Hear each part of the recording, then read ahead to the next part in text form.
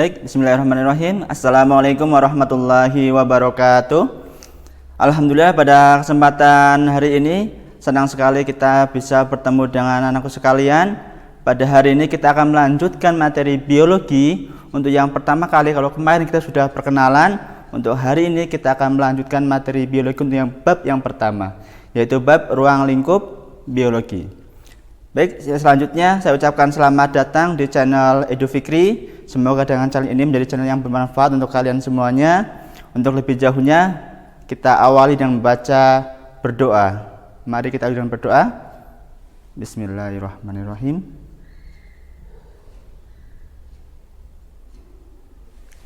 Selesai? Baik, dengan bacaan doa tadi, semoga apa yang akan kita pelajari pada hari ini menjadi ilmu yang bermanfaat, ilmu yang mudah dipahami untuk kalian semuanya. Baik, di sini Pak Witriyadi selaku guru biologi akan menerangkan tentang ruang lingkup biologi. Baik, selanjutnya ada 4 materi yang akan kita pelajari di kesempatan kali ini, yaitu yang pertama tentang karakteristik umum sains, kemudian apa yang dikaji tentang biologi atau ruang lingkup biologi itu sendiri, dan yang ketiga contoh-contoh objek biologi atau cabang-cabang biologi, kemudian manfaat ilmu biologi, keterkaitan ilmu biologi dengan ilmu yang lainnya. Baik, 4 materi itu yang akan kita pelajari. Nah, setelah ini kalian akan melihat video bagaimana video ini bisa berhubungan dengan materi ini. Selamat menyaksikan.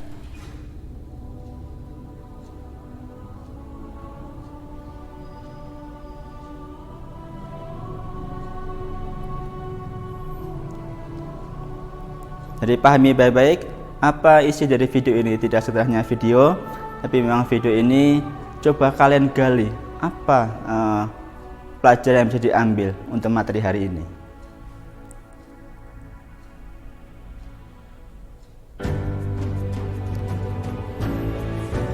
Halnya di sana banyak sekali kumpulan-kumpulan burung, Masya Allah ya, ribuan mungkin ya.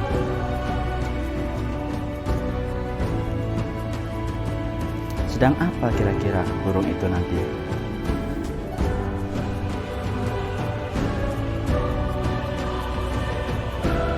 Perhatikan secara seksama. Ini ada lucu sekali itu.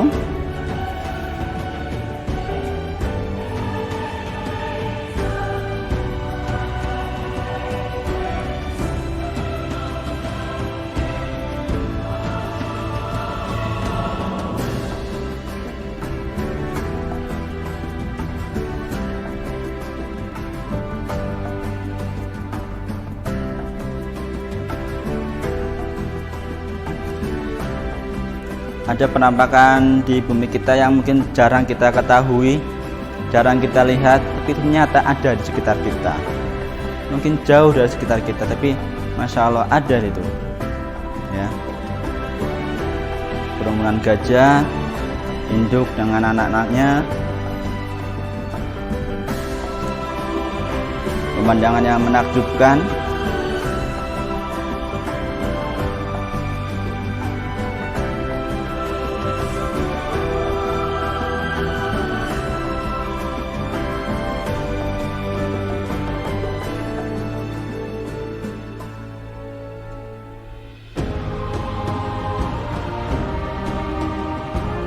Perubahan lingkungan,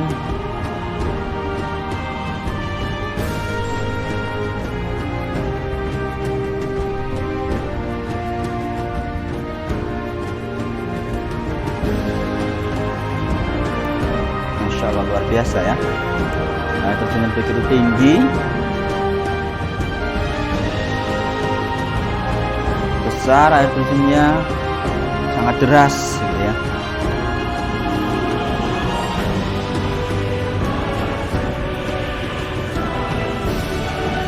Laut, ada timuin di kutub sana. Itulah gambaran kehidupan di bumi kita tercinta, tempat kita tinggal saat ini.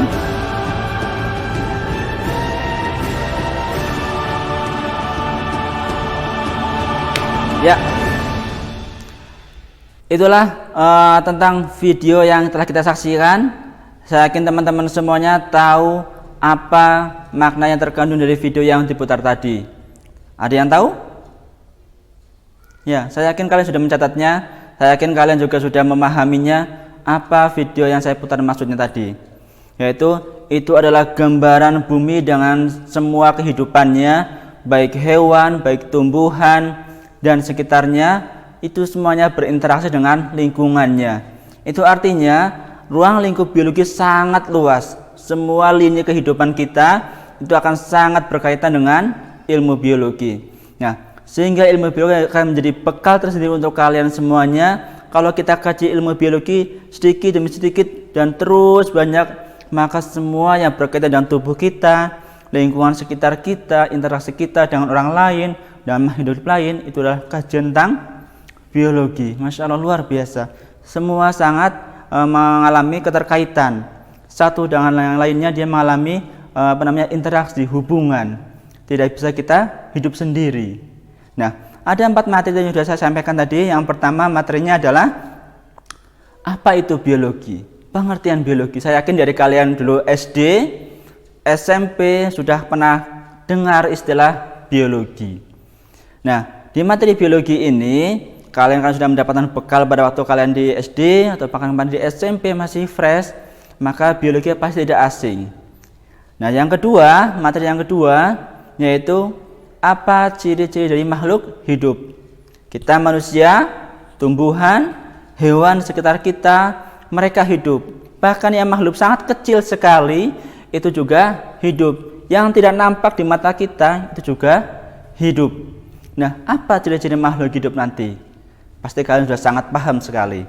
Tanpa perlu saya jelaskan, saya yakin kalian sudah sangat paham. Tapi nanti kita akan pelajari sama-sama. Yang ketiga, kita akan mempelajari tentang struktur organisasi kehidupan. Dari yang paling kecil sampai yang paling besar, paling luas, akan kita ketahui apa saja struktur organisasi kehidupan. Lagi-lagi di SMP sudah pernah, di SMA kita perdalam lagi, gitu ya. Yang keempat, materi yang akan kita pelajari adalah tentang cabang-cabang ilmu biologi. Di SMP pun sudah pernah. Saya senang sekali melihat kalian, interaksi kalian pada waktu pertemuan pertama, kalian sangat paham, sangat interaktif, menjawab semua pertanyaan yang kami berikan. Sehingga semoga dengan pertemuan yang kemarin yang sangat antusias itu, hari ini kalian lebih antusias untuk menerima ilmu yang saya sampaikan, walaupun sedikit nantinya. Baik, itu lanjutnya. Nah, sudah disinggung tadi bahwasanya pengertian biologi main di SMP sudah disampaikan ya. Saya yakin masih ingat sekali, masih fresh sekali gitu ya. Nah, biologi adalah berasal dari kedua kata dari bahasa Yunani. Yang pertama adalah bios yang artinya hidup dan logos yang artinya ilmu. Sehingga kalau itu kita rangkai menjadi istilah biologi, maka biologi adalah ilmu yang mempelajari tentang makhluk hidup ya. Kemudian karakteristik ilmu biologi apa? Karena ilmu-ilmu yang lainnya, cabang-cabang yang lainnya pasti memiliki karakteristik. Contohnya, kalau ilmu matematika pasti itu akan berkaitan erat dengan operasi hitung. Kalau itu ilmu geografi, itu pasti akan erat kaitannya dengan bumi dan sekitarnya, gitu ya. Kalau itu ilmu sosiologi, maka pasti akan ada ciri khasnya, yaitu ilmu-ilmu sosialnya, gitu ya. Maka biologi juga punya ciri khas. Apa ciri khas dari biologi? Yang pertama yaitu dia memiliki objek kajian berupa benda-benda yang konkret, nyata. Konkret itu nyata, dapat dilihat ya. Makhluk hidup yang sangat kecil sekali itu juga dapat dilihat dengan bantuan mikroskop ya. Nyata adanya. Virus yang tidak nampak di sekitar kita, sangat kecil sekali.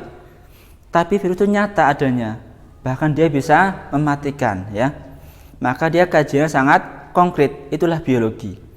Kalau yang goib, yang tidak nyata, dipelajari di mana?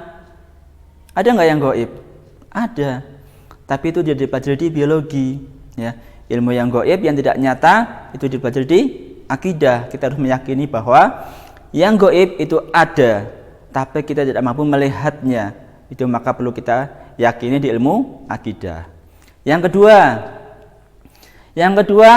ilmu biologi dia dikembangkan berdasarkan pengalaman yang empiris, ya, pengalaman yang dilakukan oleh orang-orang sebelumnya, sehingga apa yang dilakukan oleh orang sebelumnya akan dilakukan oleh yang sekarang, pasti hasilnya akan sama, empiris, berdasarkan pengalaman, gitu ya, pengalaman sebelumnya. Yang ketiga yaitu menggunakan cara berpikir logis. Apa itu logis? Masuk akal. Artinya kalau tadi ilmu yang gaib itu sebenarnya kita yakin bahwa ilmu gaib itu ada, gitu ya, jin, setan, malaikat itu ada, tapi itu gaib. Akal kita tidak sampai untuk memahaminya. Sangat sedikit sekali ilmu kita untuk memahaminya. Maka tidak dipelajari di biologi. Di biologi adalah ilmu yang menggunakan cara berpikir yang logis, masuk akal, ya. Contohnya manusia ada. Bentuknya seperti apa? Bisa kita lihat. Hewan contohnya kambing. Kambing kakinya berapa? Nampak dilihat? Masuk akal? Bulunya seperti apa? Rambutnya seperti apa? Masuk di akal, ya. Virus, bakteri. Mungkin kalau kita menggunakan tidak menggunakan alat, maka kita mungkin kita bisa masuk di pikiran kita. Tapi dengan bantuan alat, bantuan oleh para peneliti yang mengkajinya, kita bisa melihat struktur bakteri yang sangat kecil sekali. Ada flagelnya, ada intinya, kemudian virus juga sama, gitu ya. Ada asam nukleatnya, ada ekornya, ada serabut ekornya, semuanya nyata. Walaupun itu sangat kecil sehingga masuk di akal kita, logis. Yang keempat, menggunakan langkah-langkah yang sistematis atau teratur. Contohnya, kita melakukan penelitian ilmiah, serta-merta bisa nggak tiba-tiba langsung ke kesimpulan? Tidak bisa. Bisa nggak tiba-tiba tanpa melakukan eksperimen kita tahu hasilnya? Oh, ternyata dengan kita mengkaji ilmu fotosintesis, kita tidak perlu praktikum. Oh, fotosintesis hasilnya seperti itu, menghasilkan O2 dan karbohidrat. Tidak bisa. Pasti menggunakan penelitian-penelitian ilmiah, urut dari identifikasi masalah, rumusan masalah, dan seterusnya sampai menghasilkan suatu kesimpulan dari penelitian tersebut. Atau gampangnya, dalam sistem organ kita sebut saja satu saja, pencernaan. Nah, dari pencernaan ini pasti dia langkah-langkahnya teratur. Yang pertama dari mulut, kemudian dari mulut menuju kemana? Ke faring, kemudian dari faring menuju kemana? Ke lambung kita, dari lambung kemana? Ke usus halus, dari usus halus kemana? Usus besar, kemudian rektum, kemudian anus. Urut, teratur, Masya Allah, ya. Allah menciptakan manusia, tumbuhan, hewan, dan seluruh makhluknya sangat sistematis, sangat teratur, ya. Tidak mungkin kita memulai makan langsung dari lambung, serap langsung ke lambung, kan nggak bisa. Maka pasti teratur, urut itu, ya. Yang kelima, hasil kajiannya bersifat objektif, memihak pada kebenaran ilmiah, ya, objektif, apa adanya, tidak memihak kepada siapapun. Kalau hasil fotosintesis berupa oksigen dan karbohidrat, maka sampaikan bahwasanya hasil dari fotosintesis adalah oksigen dan karbohidrat. Kalau gampangnya 1 kali 1 sama dengan 1, maka sampaikan bahwa hasilnya adalah 1, bukan 2, bukan 3. Jadi memihak pada kebenaran ilmiah apa adanya, ya, tidak ada rekayasa. Lawannya objektif apa? Yaitu subjektif, ya. Seorang pengadil, entah wasit, entah hakim, gitu ya, maka harus adil, objektif, ya, bukan subjektif. Karena ada suap, karena ada saudara, keluarga, teman dekat, maka tidak boleh, harus tetap objektif. Yang keenam, ya, yang keenam adalah hukum yang dihasilkan bersifat universal. Apa universal? Menyeluruh, bersifat umum, ya.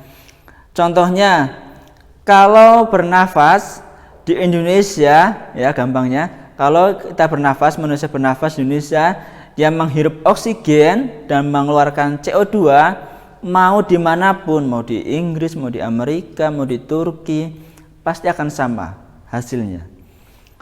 Kemudian, kalau fotosintesis, bahannya berupa CO2 dan H2O, menghasilkan O2 dan karbohidrat, mau dilakukan penelitian dimanapun, pasti hasilnya akan sama, kecuali ada human error atau penelitiannya tidak menggunakan langkah-langkah yang sistematis, mungkin hasilnya akan berbeda. Tapi hukum dihasilkan pasti bersifat universal, berlaku umum, ya, dapat diterima oleh siapapun. Ya, lanjut. Nah, sekarang kita masuk ke ciri-ciri makhluk hidup.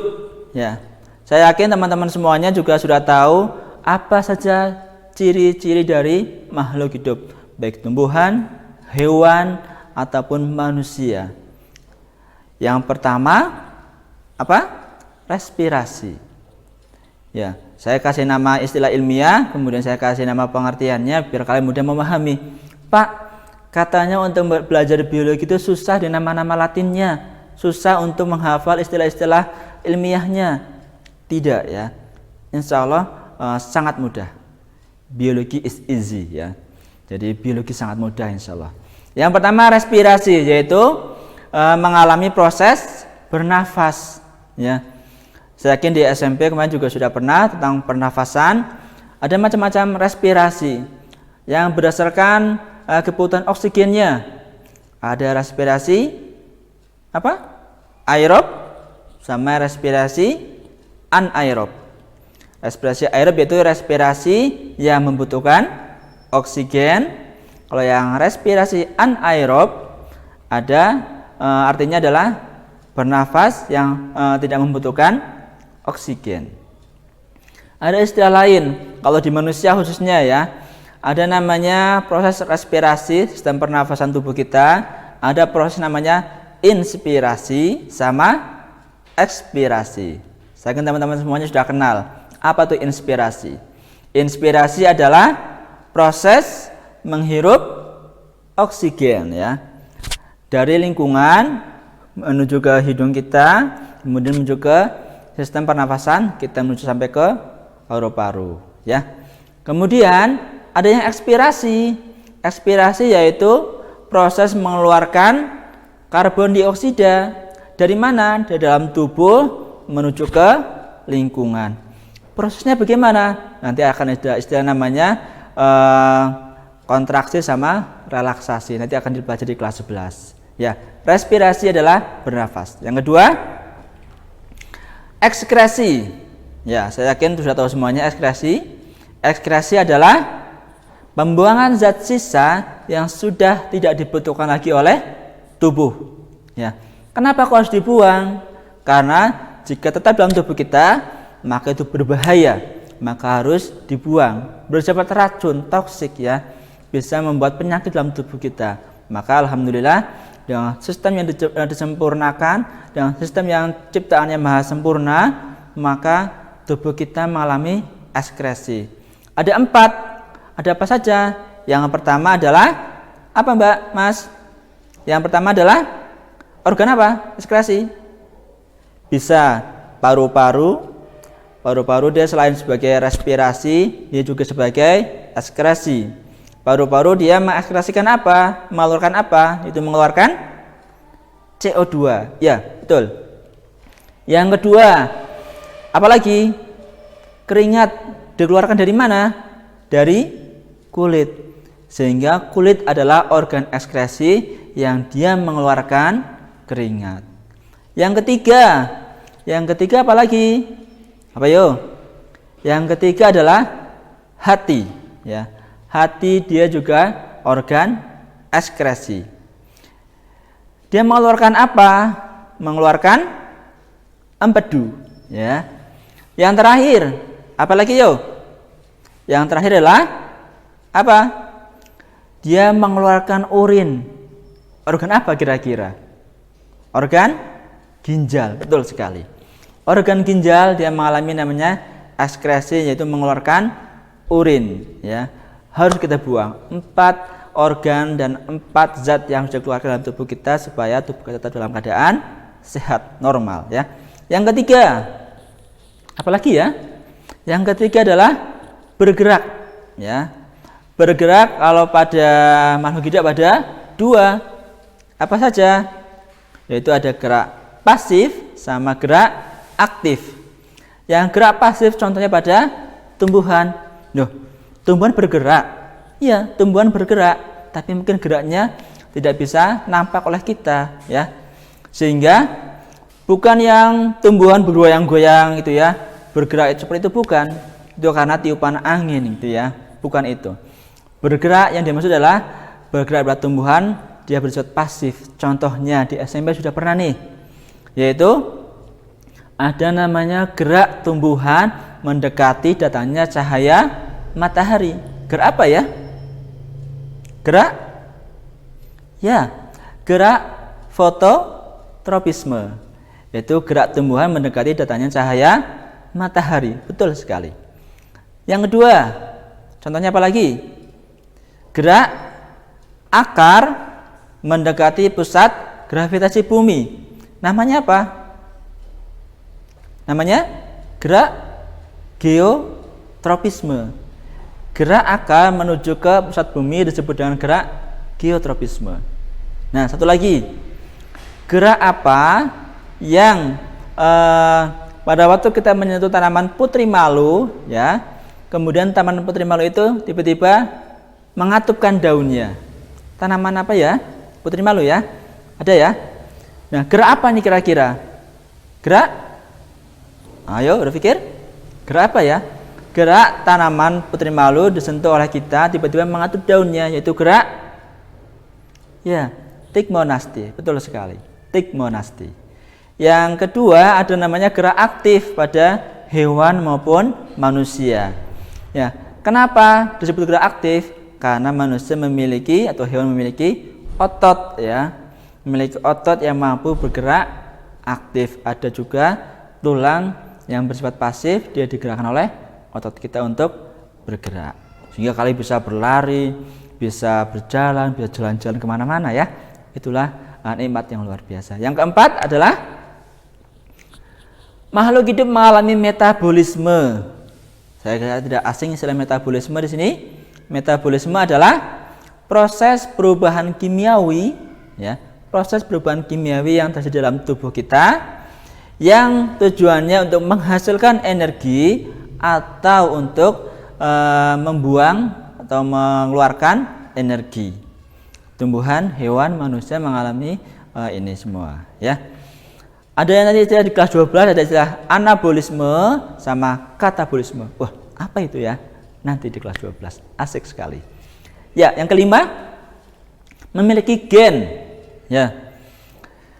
Apa itu gen? Gen yaitu penentu pewarisan sifat keturunan.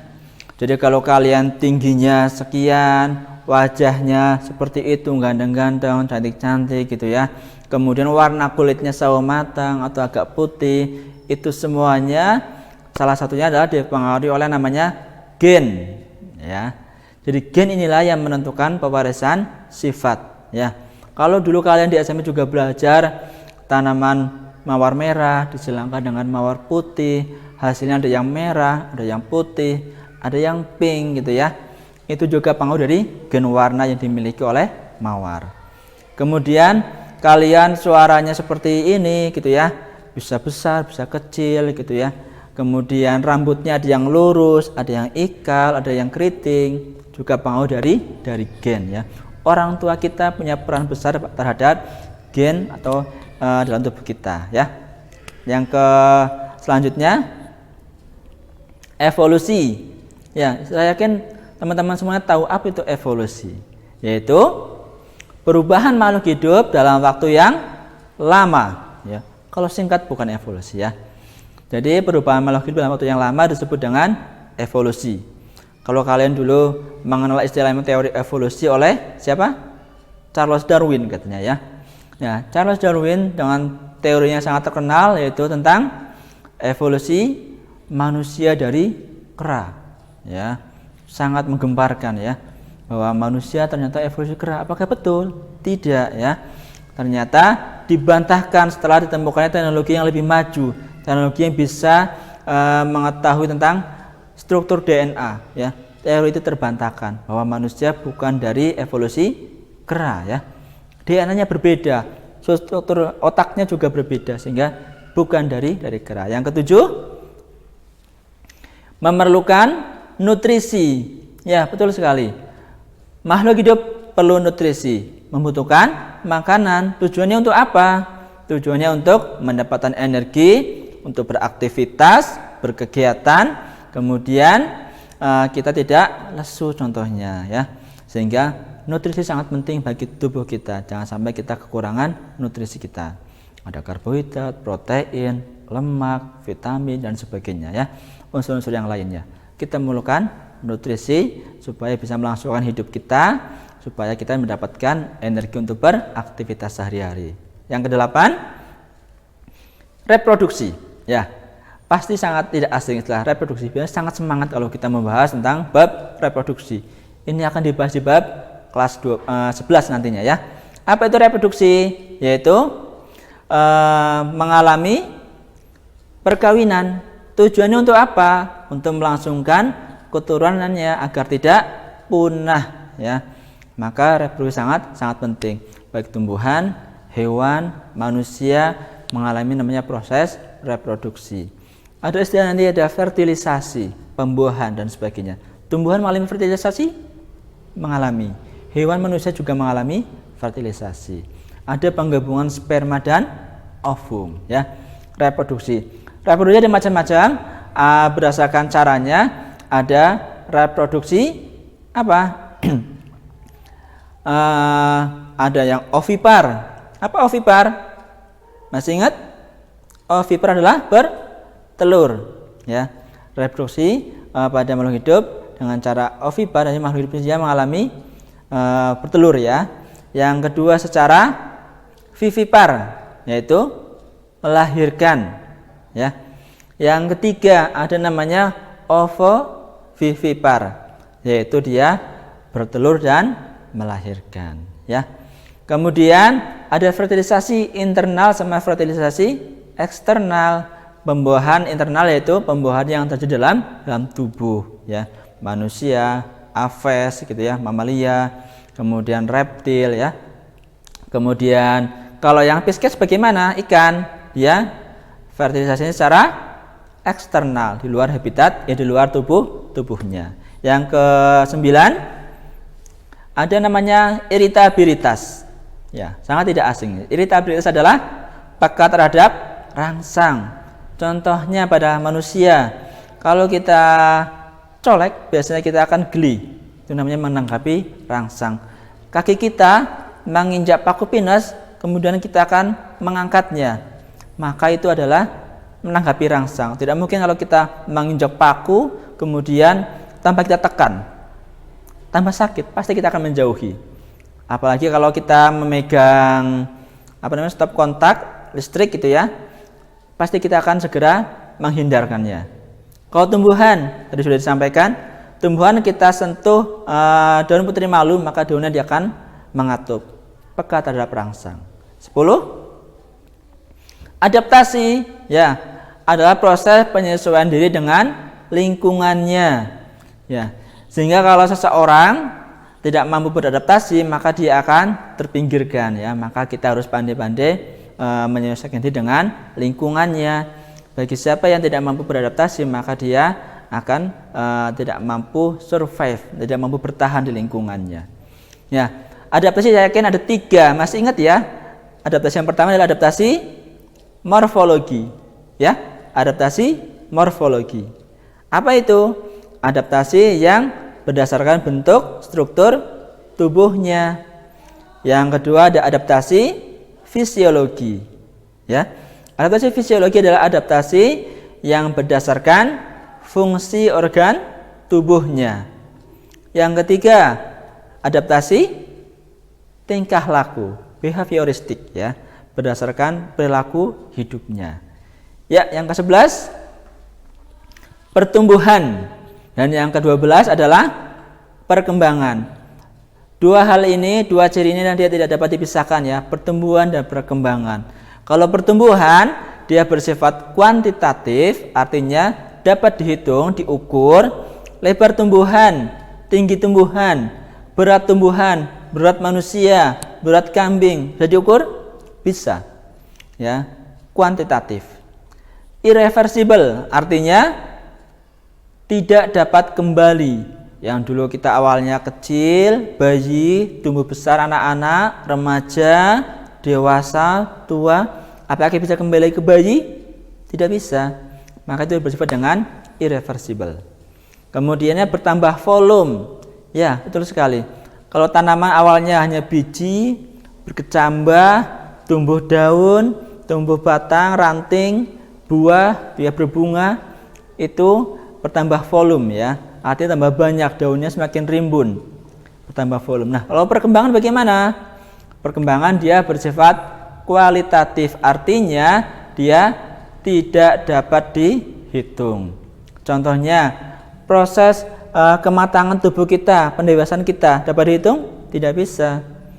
Pendewasaan itu berkaitan dengan perkembangan, maka tidak dapat dihitung. Warna itu adalah jenis, maka tidak perlu dihitung ya.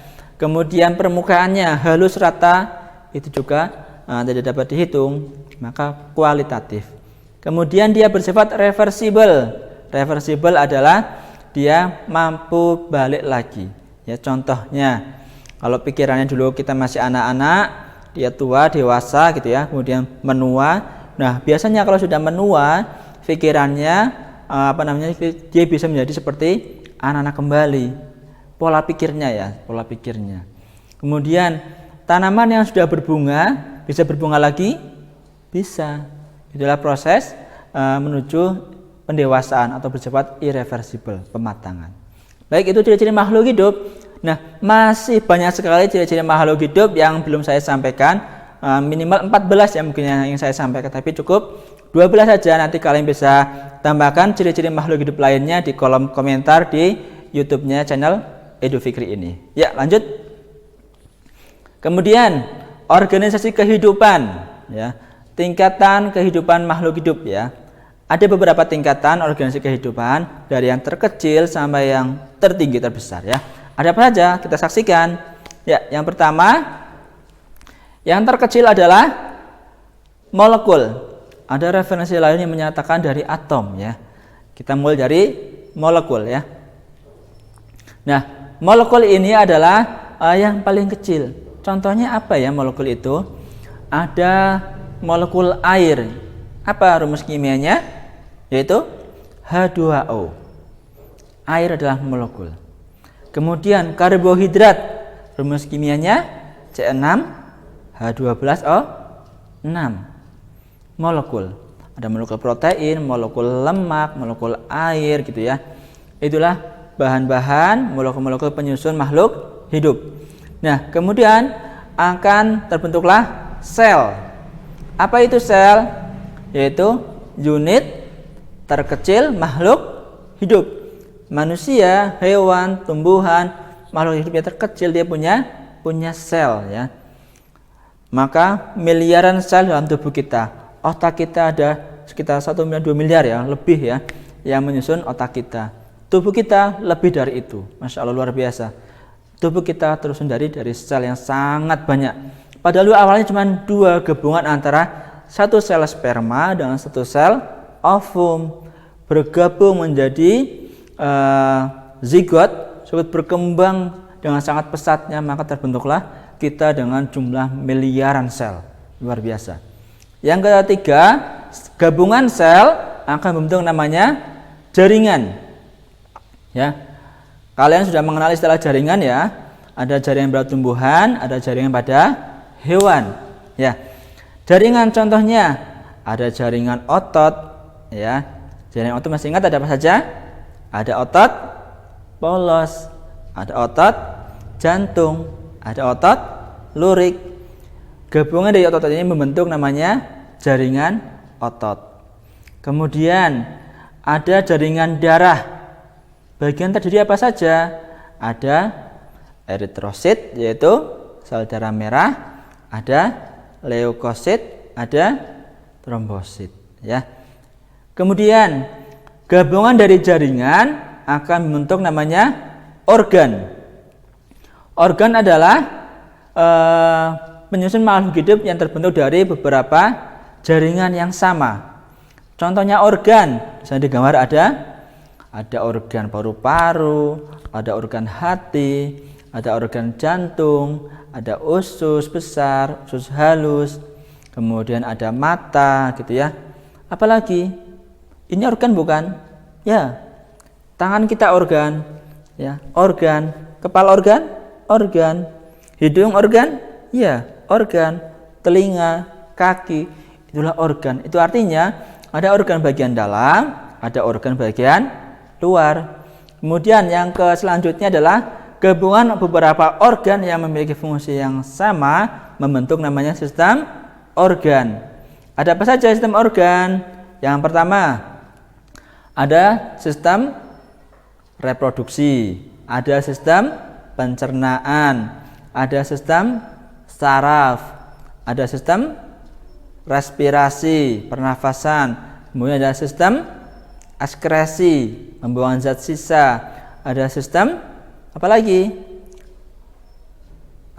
Sistem hormon, kemudian ada sistem apa lagi? Kekebalan tubuh atau imunitas gitu ya. Masih banyak ya. Sistem-sistem tubuh kita yang menyusun jadi satu sistem, dia akan terbentuklah namanya organisme. Maka organisme adalah gabungan dari beberapa sistem organ. Kalau manusia, satu organ saja hilang, maka tubuh kita akan sakit, ada yang kurang. Apalagi kehilangan satu sistem organ. Manusia tidak memiliki sistem pencernaan, bagaimana dia bisa hidup? Maka alhamdulillah tubuh kita lengkap sistem organnya. Organisme adalah individu tunggal ya, individu tunggal disebut dengan organisme ya. Satu manusia, satu kambing, satu sapi, satu bebek gitu ya, satu anggrek, satu mawar, organisme. Nah, gabungan di beberapa organisme akan membentuk namanya populasi. Nah, apa itu populasi? Populasi adalah gabungan dari beberapa organisme yang sama ya. Populasi adalah gabungan dari organisme yang sama. Contohnya beberapa sapi di lapangan, beberapa ayam di kandang ya. Itulah populasi ya. Jadi populasi adalah kumpulan dari individu yang sejenis ya, harus sejenis ya. Kalau ada di kelas, ada contohnya mungkin di luar ya, bukan di sini. Jadi ada manusia berjenis kelamin pria, ada berjenis kelamin perempuan. Dalam ruangan yang sama, apakah disebut dengan populasi?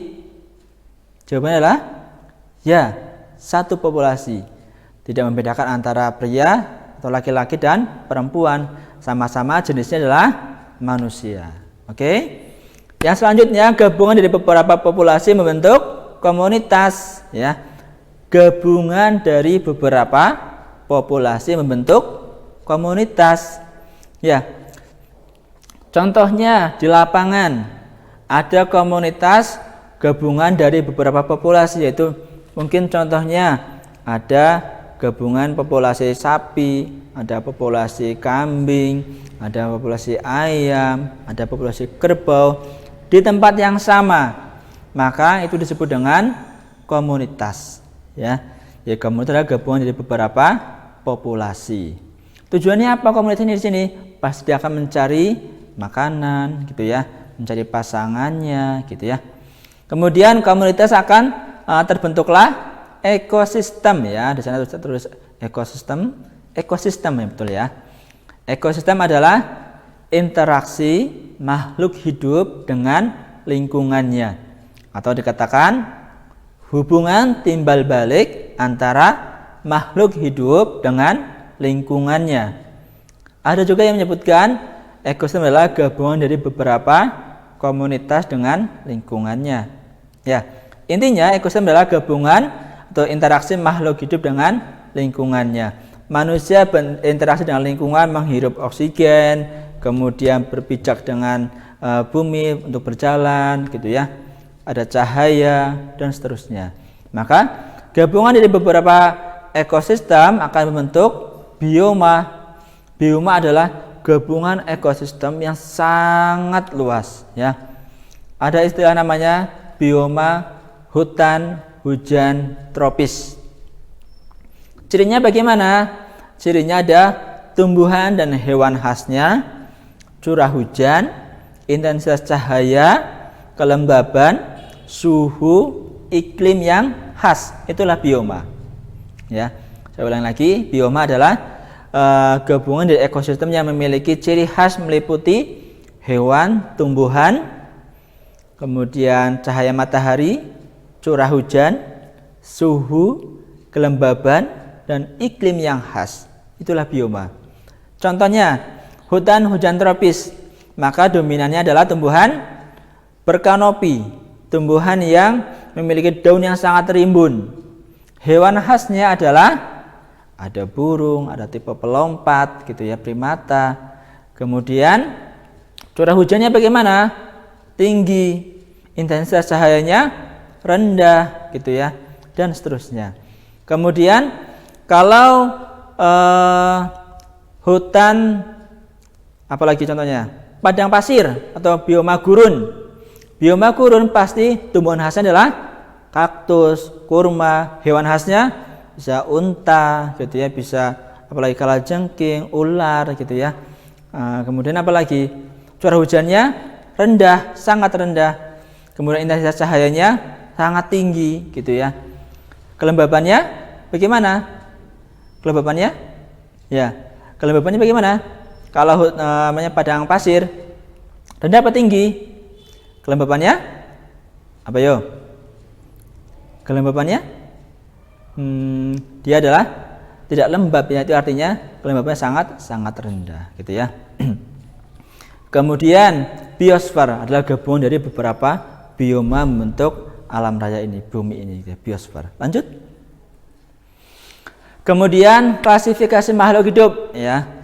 Klasifikasi makhluk hidup kalau di SMA dulu kalian mengenal istilah sistem 5 kingdom ya, 5 kerajaan makhluk hidup. Kalau di SMA ada sistem 6 kingdom. Bagaimana isinya? Yang sistem 5 kingdom dipelopori oleh ilmuwan yang bernama R.H. Whittaker ya. Dia memisahkan makhluk hidup menjadi 5 kingdom. Yang pertama ada kingdom Monera, yaitu organisme bersel satu. Contohnya adalah bakteri ya. Bakteri adalah kelompok Monera. Yang kedua, protista, yaitu organisme yang sangat sederhana. Ada 3 kelompok nanti di protista. Ada protista mirip tumbuhan atau alga, protista mirip hewan yaitu protozoa, dan protista mirip jamur. Nanti akan kita pelajari di bab selanjutnya. Yang ketiga adalah fungi, yaitu kelompok jamur, hamir, kapang, cendawan gitu ya. Yang keempat adalah kelompok kingdom plantae, yaitu kingdom semua jenis tumbuhan, dari yang tumbuhan lumut, tumbuhan paku, dan tumbuhan berbiji. Yang kelima adalah animalia, yaitu semua tentang hewan. Ada avertebrata, ada vertebrata gitu ya. Kemudian 5 kingdom di SMP dulu ya. Sekarang ada sistem 6 kingdom, yaitu dipelopori oleh Carl Woese ya. Ada ilmuwan yang mengemukakan sistem 6 kingdom. Nanti mungkin di perguruan tinggi kalian akan mengenal istilahnya sistem 7 kingdom dan 8 kingdom ya. Tapi kita mengenal sekarang ada istilah 6 kingdom. Yang pertama, Monera dulu 5 kingdom dibagi menjadi 2. Di 6 kingdom ada Archaebacteria sama Eubacteria. Archaebacteria adalah organisme bersel satu yang sangat primitif, hidup di lingkungan yang ekstrim. Dia mampu hidup di kawah gunung berapi. Dia mampu hidup di kadar garam yang sangat tinggi. Dia mampu hidup di lingkungan yang tanpa oksigen sekalipun. Yang kedua, Eubacteria adalah organisme bersel satu yang tinggal di lingkungan yang biasa di sekitar kita, bakteri biasa ya. Yang selanjutnya protista, fungi, plantae, dan animalia merupakan bagian dari sistem 6 kingdom yang akan kita pelajari di bab selanjutnya. Ya. Kemudian kita kenal istilah namanya cabang-cabang ilmu biologi. Di sini saya akan menjelaskan 10 cabang saja, dan ternyata nanti ada banyak sekali cabang-cabang ilmu biologi yang akan kita pelajari. Yang pertama adalah kelompok anatomi. Ya, cabang biologi yang pertama adalah anatomi, yaitu cabang biologi yang studinya mempelajari tentang organ tubuh bagian dalam. Ada struktur rangka, kemudian ada organ hati, jantung, paru-paru. Itu akan dipelajari anatomi, ya. Studi biologi yang mempelajari tentang organ tubuh bagian dalam. Yang kedua ada namanya zoologi. Zoologi adalah studi yang khusus mempelajari tentang hewan. Yang ketiga adalah fisiologi, yaitu ilmu biologi yang mempelajari tentang khusus tentang fungsi organ tubuh, ya. Paru-paru fungsinya untuk apa? Maka dia untuk membantu proses pernafasan. Hati membantu proses bisa ekskresi, bisa pencernaan gitu ya. Kemudian kulit membantu proses pembuangan keringat dan seterusnya, fisiologi. Yang keempat adalah botani, yaitu cabang biologi yang khusus mempelajari tentang tumbuhan, ya. Tumbuhan, semua jenis tumbuhan akan dipelajari di botani. Yang kelima ada morfologi, yaitu studi atau cabang biologi yang mempelajari tentang bentuk luar tubuh, ya, bentuk luar tubuh. Warna kulit kita, bentuk hidung kita, bentuk rambut kita, itu dipelajari di morfologi, ya. Yang keenam adalah virologi, yaitu tentang virus, ya. Sekarang sedang pandemi corona, ya. Maka corona atau COVID-19 akan dipelajari di virologi. Yang selanjutnya yang ketujuh adalah apa? Yaitu tentang histologi, yaitu tentang jaringan otot, jaringan darah, jaringan epitel, ya, jaringan tumbuhan, macam-macam, ya, histologi. Kemudian yang kedelapan ada ichtiologi, yaitu studi tentang ikan, ya. Jenis-jenis ikan dan perilakunya dipelajari di ichtiologi atau cabang biologi yang mempelajari tentang ikan. Selanjutnya yang kesembilan adalah sitologi, yaitu ilmu biologi yang mempelajari khusus tentang sel darah, sel saraf, sel ginjal dan sebagainya, ya. Dipelajari di sitologi. Yang ke-10 ada namanya ornitologi. Itu studi cabang biologi yang mempelajari tentang burung seharusnya, ya, bukan serangga, ya. Ornitologi adalah tentang burung, ya. Kalau sana tertulis serangga, dia ornitologi adalah tentang burung. Kalau yang tentang serangga disebut dengan entomologi, ya. Kalau yang serangga disebut dengan entomologi. Itu 10 cabang ilmu biologi. Nanti kalian bisa menyebutkan ada 30 cabang ilmu biologi, bahkan lebih yang bisa dikaji di cabang-cabang biologi. Selanjutnya, nah, ada 20 lagi, maka nanti silakan kalian sebutkan yang 20 itu di kolom komentar di channel Edu Fikri ini. Kalian sebutkan tentang apa, cabang biologinya apa. Silakan sebutkan, tambahkan di channel. Kita ramaikan channel Edu Fikri ini, ya. Tambahkan 20 lagi tentang cabang-cabang ilmu biologi, ya.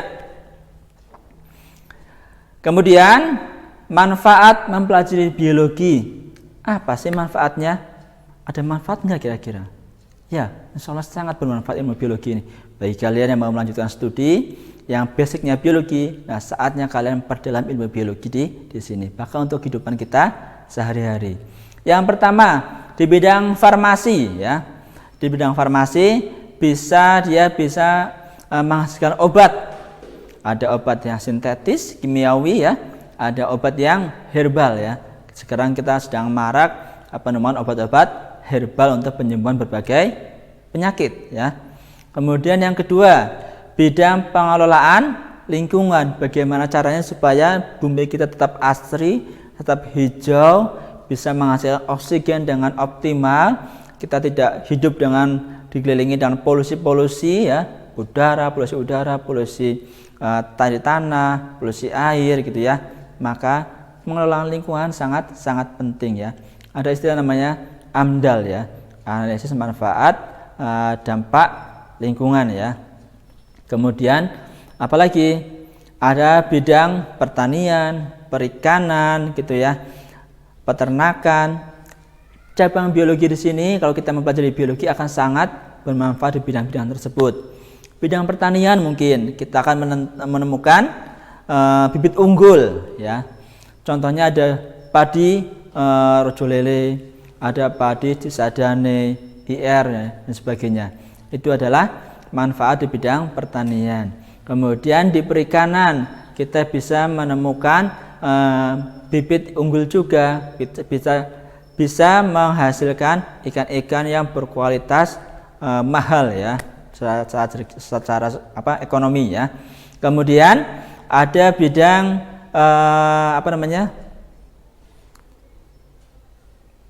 perikanan sudah, pertanian sudah, kemudian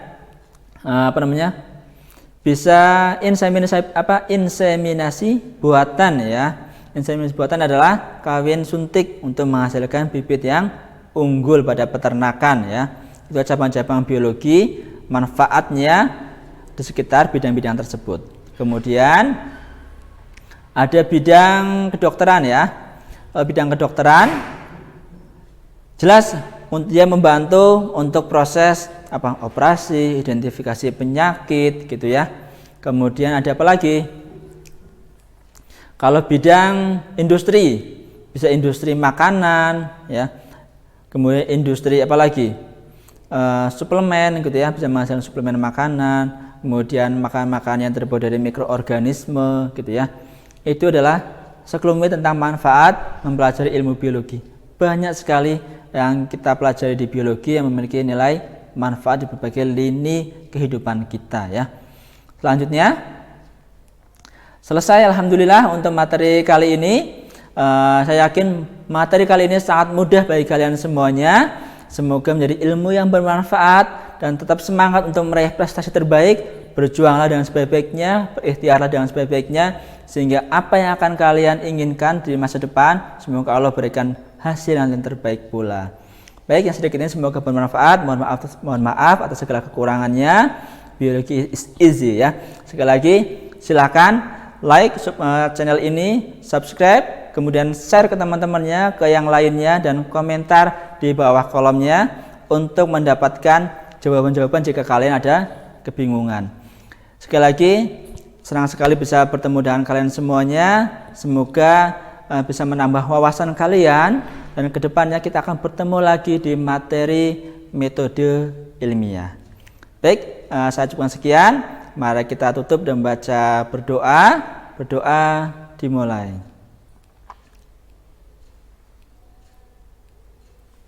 Amin. Baik, dari saya cukupkan sekian. Terima kasih atas perhatiannya. Tetap semangat untuk berprestasi dimanapun kalian berada. Semoga kalian senantiasa Allah limpahkan kesehatan, Allah limpahkan kemudahan dalam belajar, sehingga bisa menyerap ilmu dengan sebaik-baiknya. Saya akhiri. Assalamualaikum warahmatullahi wabarakatuh.